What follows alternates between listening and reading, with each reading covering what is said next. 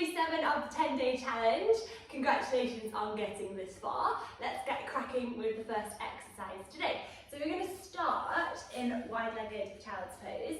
So if you just go onto your knees, and I'm going to widen them so you can keep your big toes together, knees as wide apart as possible, making sure you don't go too far that you end up hurting yourself. Keep the length of your back really tall as you walk your fingertips forward and fold down into this pose. So your forehead can melt onto the mat.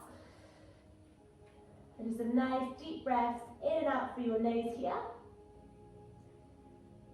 This is really good for opening up your hips, to help you get a deeper seat whilst you're on the horse, when you're sitting in the saddle.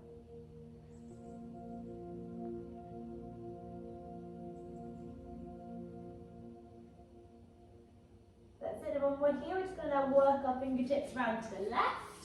So you end up with our upper body resting over our left leg. Keep your forehead melted down to the mat. Try and push your right seat bone onto your right ankle.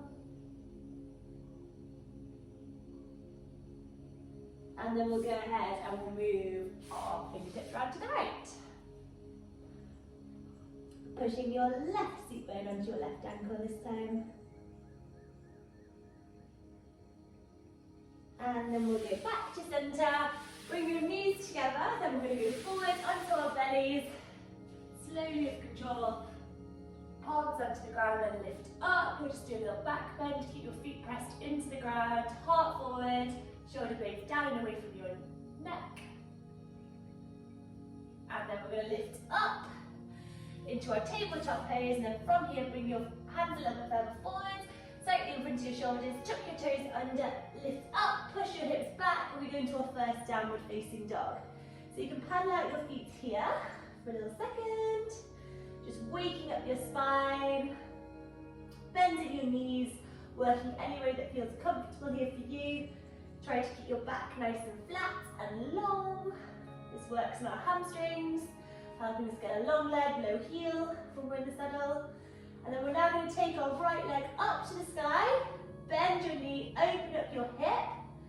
And then what we're going to do from here is we're going to bring our knee forward into plank pose. We're going to bring our knee towards our shoulder, okay?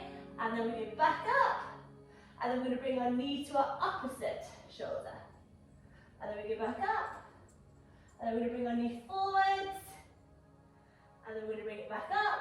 And on the next one, you're going to bring your right ankle, place it behind your left hand, lower down, let your knee go behind your right hand, and let your left leg go out behind you. Okay, so you end up with a little bit of a right angle here, and we're just going to fold forward. We're going to push our hips forward towards the ground. You can either stay up tall, or you can fold down and really push those hips forwards and towards the ground. Okay, so this is another good hip opener. It's quite difficult, this one, I find. Ideally, you want to keep your leg at a right angle in front of you, and you can lie forward. Now, I don't have the mobility to do that, and you might be able to. If you are resting up on your hands, try to keep the weight out of your wrists. Just allow it to go all the way through your fingertips. Your heart can stay forward. Okay. On each exhale, you can go a little bit deeper into the stretch. That's great. Again, you might be able to find now you can fold a little bit into the stretch. And then we're going to take our leg back out, so go back into our downward facing dog. And then from here, we're going to do the same exercise, but on the other side. Okay, so you're going to lift up your left leg up to the sky, bend your knee, open up your hip, really bring that knee nice and high, squeeze those glutes, and then we're going to start to bring our leg forward, tap your knee to your shoulder in the plank pose, back up to the sky, then knee to the opposite shoulder, and then back up to the sky, and then forwards in between, and then back up to the sky, and then we bring our left foot forward this time, placing your right ankle behind your left ankle behind your right hand, and then here we push us hips forward, heart forward, and we try and get that little dove stretch here.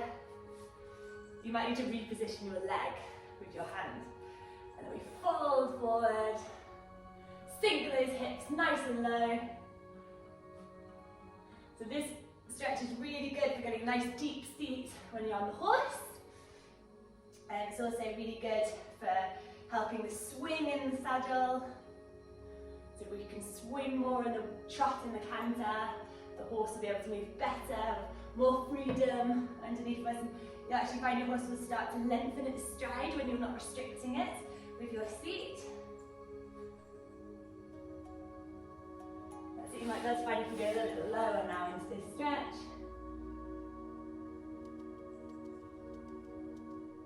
And then we're going to come back up into our tabletop pose. So from here we're going to do a little stretch, another good exercise to open up those hips and those knees on the saddle. From this position we're going to go down into our forearms, and you can either keep your hands like this or you can interlace your fingers. We're then going to widen our knees, so if you've got a mat, they can be slightly to the outer edge of your mat, so quite wide of the knee, and then you're going to keep your ankle in line with your knee, and you're going to point your toes out. Okay, so you're in a bit of it's called a frog pose this, okay? So what you're going to do here is on the exhale, you're going to push your hips back, and on the inhale, you're going to move them forwards. And then you're going to exhale, push back, inhale, move it forward, okay? So just a nice light movement, kind of push deeper on the way out, and then move forward, and then deeper.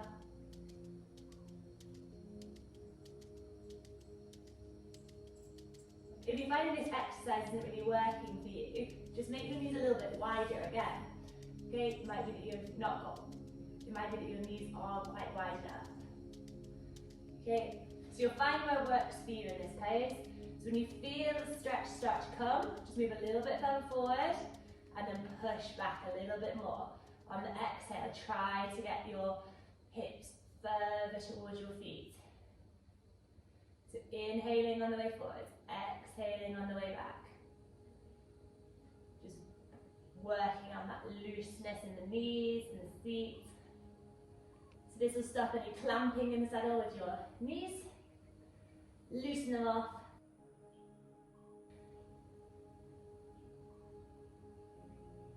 And then we're going to come back slowly, move your knees back in, wiggle them back in. And then from here, we're just going to go onto our back. With control, you're going to lower down onto your back. And we're just going to do a little bit of core work here.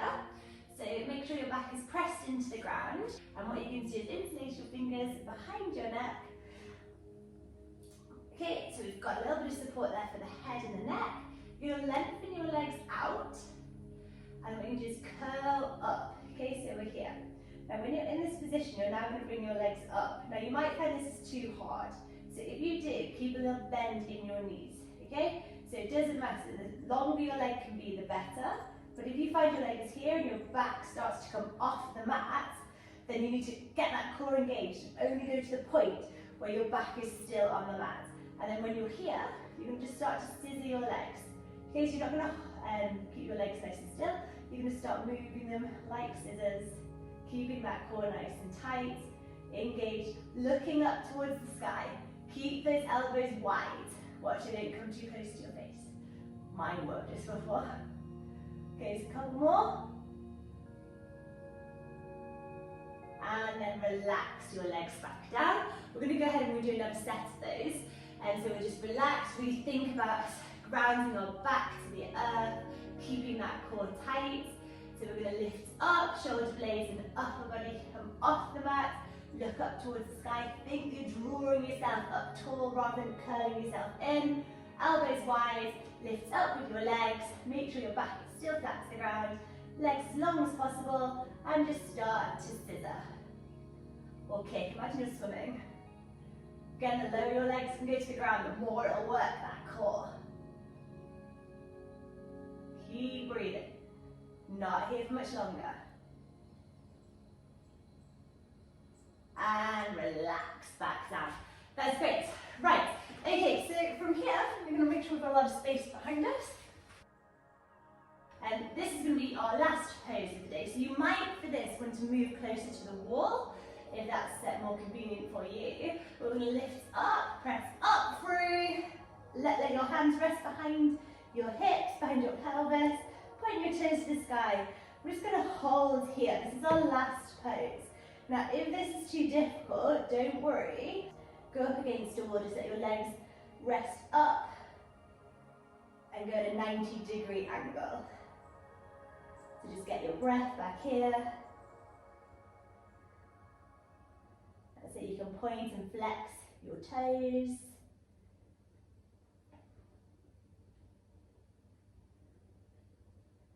And just close your eyes and let your heart rate come back to normal.